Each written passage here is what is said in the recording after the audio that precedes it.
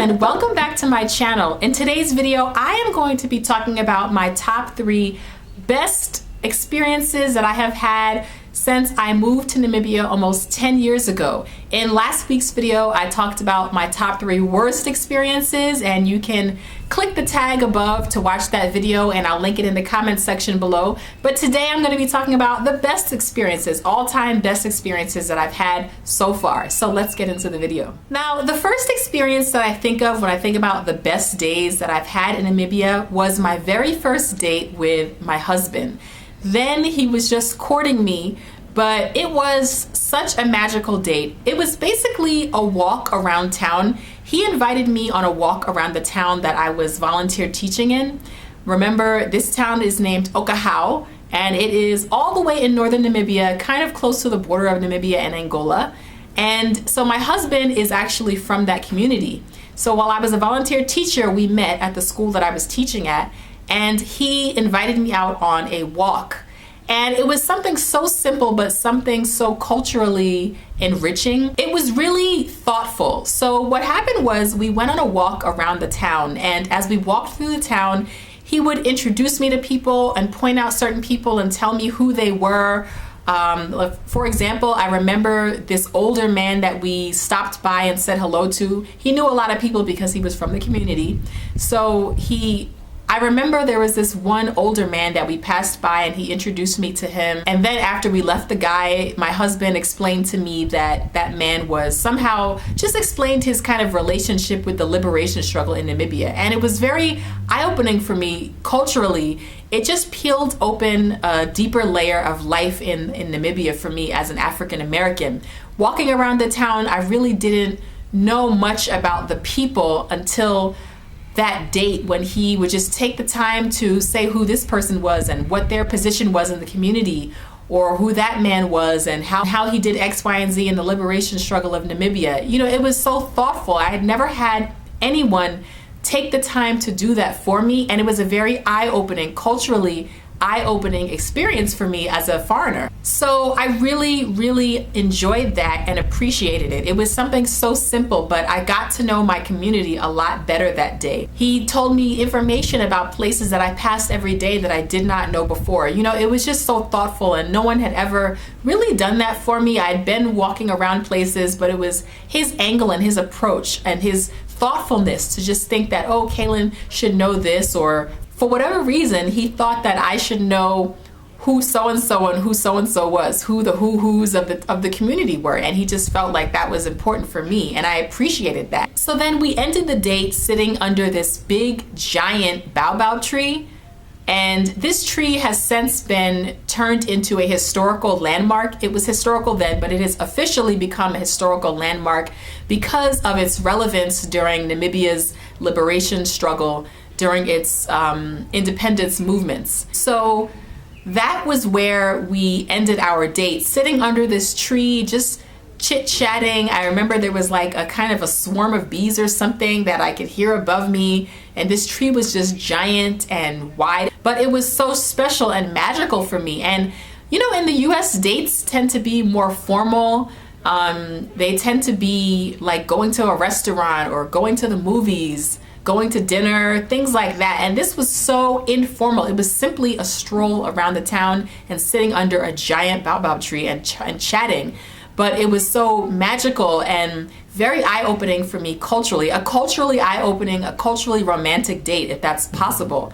And so I really appreciated the organicness of the day and how it went. And it wasn't super duper organized, but it just sort of fell into place, and it was very romantic, and I'll never forget that. It was deeper than any other date I had been on in my entire life. Nothing could top that for me. So I will always appreciate that as one of the best days of my time in Namibia. So the next date that I think of when I think of my all-time best days in Namibia is closely related to the first one. It was my wedding day. Now, for those of you who have not seen my wedding, it is on my channel. It's a 2-part video. Remember, I am an American, if you don't know, married to a Namibian national. So those 2 videos, I will put them in the comments section below.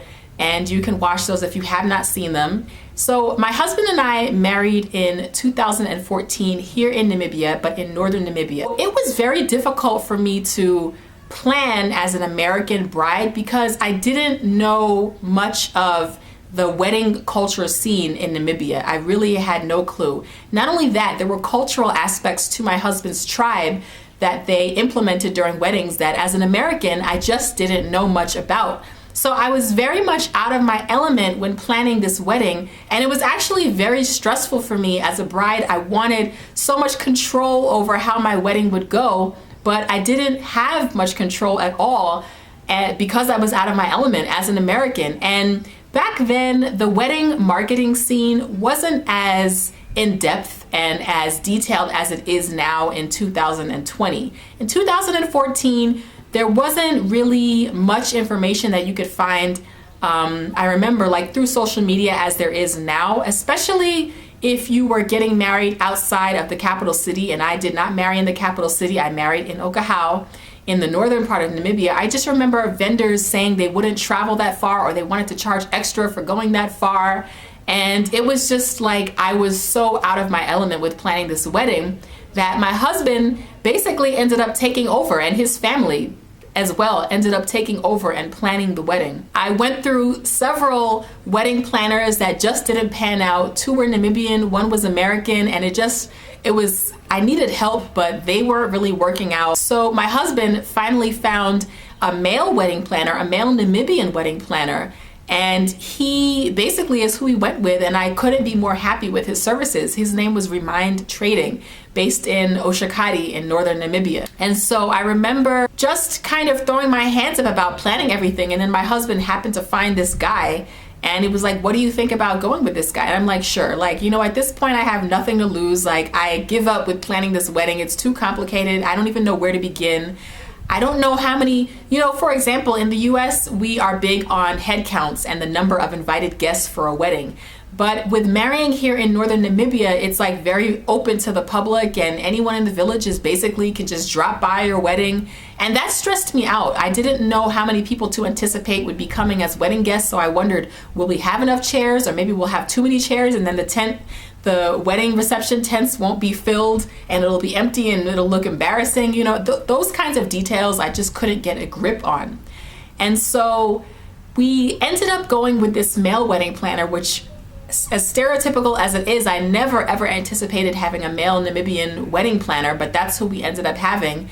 And he took control of everything from the food at the wedding to the photography to the wedding reception tent layout to the music DJing and everything. He basically organized to the tables and chairs, and it really worked out very well and was organized well enough for me. I controlled details like my bridesmaids' dresses, the wedding cake vendor, I did choose that. The color scheme of the wedding, I picked salmon pink. I also managed the family and friends that visited from the US in terms of planning their itinerary. They came into the country about a week and a half before the wedding date, and so we took them around on like a tour of different Namibian sites in the days leading up to the wedding. So I managed that as well.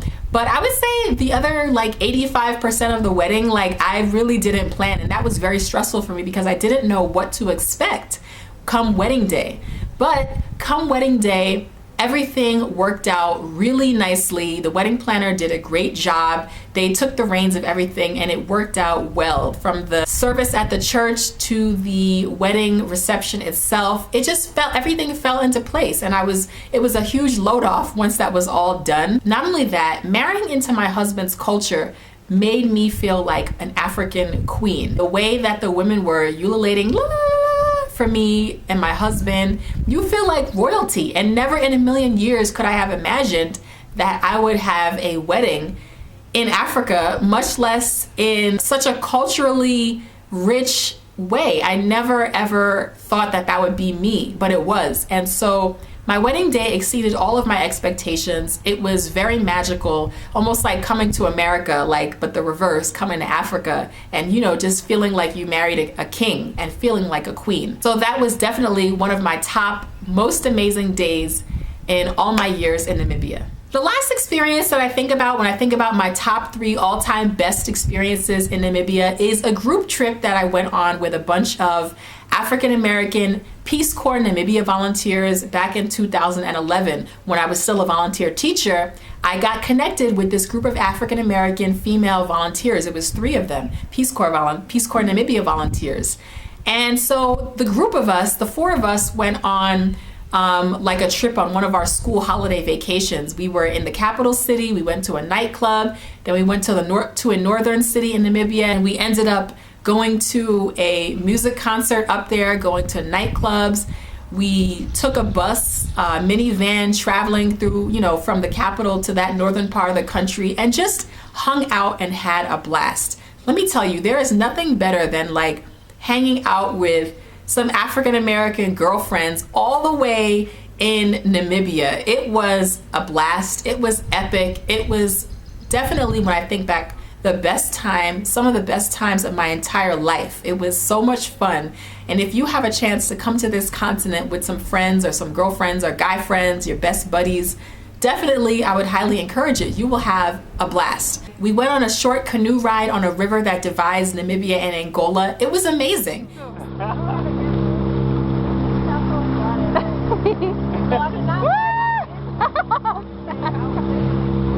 Why is she talking to the camera? How far are we going? I don't know. Oh, God. You can take us this way that night. I'm still friends with those girls to this day, so shout out to Imani, Peggy, and Candace. Love you guys. All right, guys, so that is the end of my video. Those are my top 3 best days of all times in the almost 10 years that I've lived in Namibia. If you like this video and enjoy story times, please be sure to give this video a thumbs up. And if you're new to my channel, make sure you subscribe for more reflections from me on my life as an African-American mother and wife living in Namibia. All right, thanks so much for watching, guys. Talk to you soon. Till next time.